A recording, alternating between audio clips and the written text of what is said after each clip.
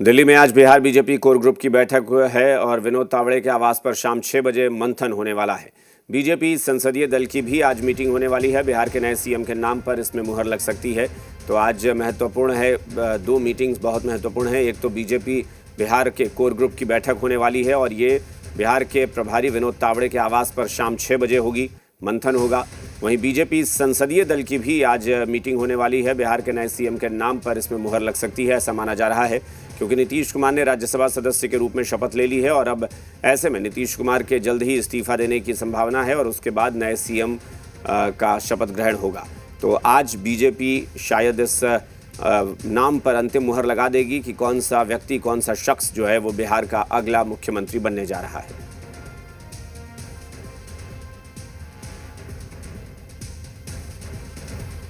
और दिल्ली से जी मीडिया संवाददाता राहुल मिश्रा हमारे साथ फोन लाइन पर जुड़ गए हैं। राहुल, बताएं, दोनों मीटिंग्स के बारे में बताएं कि क्या शाम 6 बजे तो बीजेपी कोर ग्रुप की बैठक है, संसदीय दल की बैठक कब होने वाली है?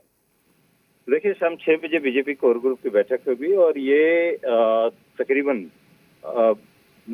यहाँ विनोद तावड़े के निवास पे ये होगी, जो कि नॉर्थ एवेन्यू में है। और वहाँ पर उस बैठक में तमाम जो बीजेपी के बिहार बीजेपी के आला नेता हैं वो सारे के सारे वहाँ पे मौजूद रहेंगे। महत्वपूर्ण बैठक है, नाम पर एक मुहर लगाने की और एक नाम के ऊपर कहीं न कहीं सहमति, आम सहमति बनाने की कोशिश की जाएगी।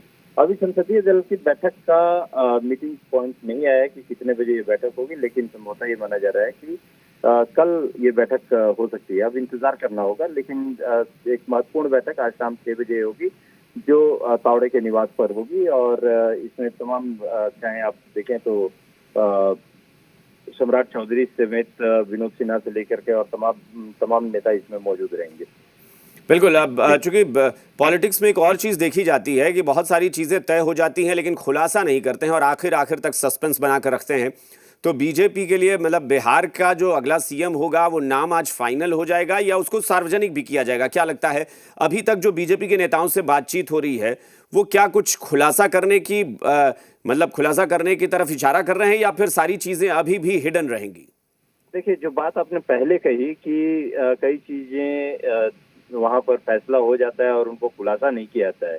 बीजेपी में एक आपने देखा होगा कि कई एक ऐसे उदाहरण जिसमें है मध्य प्रदेश, छत्तीसगढ़, उसके साथ ही साथ आप देखें तो हरियाणा का भी एक उदाहरण ले सकते हैं। उसके साथ बिल्कुल, राजस्थान में भी यही हुआ था। राजस्थान की आप देखेंगे, फिर उत्तराखंड की आप देखें, धामी को भी जब बनाया गया था जी जी, तो तमाम नाम ऐसे थे जो कि अटकलें लगाई जा रही थी। तमाम नाम का वहां पर अटकलें लगा करके और बोला जा रहा था कि ये नाम होंगे, वो नाम होंगे, लेकिन नाम ऐसा है जिसके बारे में कहीं पर भी चर्चा ही नहीं थी। तो यहाँ पर भी क्या ऐसा ही एक सरप्राइजिंग फैक्टर आएगा, ऐसा ही नाम आएगा? और ये आला कमान के अलावा यहाँ पर देखा जाए तो मुझे नहीं लगता कि किसी और नेता को इसके बारे में कोई जानकारी भी होगी। हालांकि ये सभी के सभी जो है यहाँ बैठक होगी, इनकी मीटिंग्स होगी, उसमें एक नाम को डिसाइड करने की कोशिश यहाँ पर की जाएगी। या हो सकता है कि मीटिंग में एक नाम ऊपर से भेजा गया होगा, उसके ऊपर सहमति बनाने की कोशिश की जाएगी और उसके बाद उस नाम पर अंतिम मुहर कहीं कहा जाए तो वो विधायक दल की जो बैठक होती है उसमें अंतिम मुहर। मतलब ये बीजेपी का जो अपना एक पूरा तौर तरीका है पॉलिटिक्स का, वो आपने बताया कि मतलब मोदी शाह के युग में खास तौर पर यह देखा जाता है कि बीजेपी खुलासा नहीं करती और बीजेपी के भी बड़े नेताओं को शायद पता नहीं होता है कि जो उस एकदम टॉप लीडरशिप है उसने क्या सोच रखा है। आप सही कह रहे हैं कि टॉप लीडरशिप को भी यहाँ पर नहीं पता होगा कि आखिर में कि किसके नाम पर यहाँ पर सहमति बन रही है। आप उदाहरण के तौर पर जब आपने राजस्थान का ही नाम लिया था, या आप देखें मध्य प्रदेश की यदि आप बात करें, तमाम बड़े बड़े नेताओं का नाम चल रहा था। मध्य प्रदेश में आपने देखा कि वहां पर मोहन यादव को मुख्यमंत्री के तौर पर बनाया गया। राजस्थान में आपने देखा कि वहां पे खुद चौंकाने वाला फैक्टर वहां पे आया था जब पर्ची देकर के भेजा गया था, पर्ची के नाम पर जो है नाम निकाली गई थी। बिल्कुल, वो तस्वीर तो बिल्कुल मतलब जगजाहिर है कि कैसे वसुंधरा राजे का एक्सप्रेशन देखते ही बन रहा था कि वो भी चौंक गई थी कि भजनलाल शर्मा का नाम कैसे आ गया।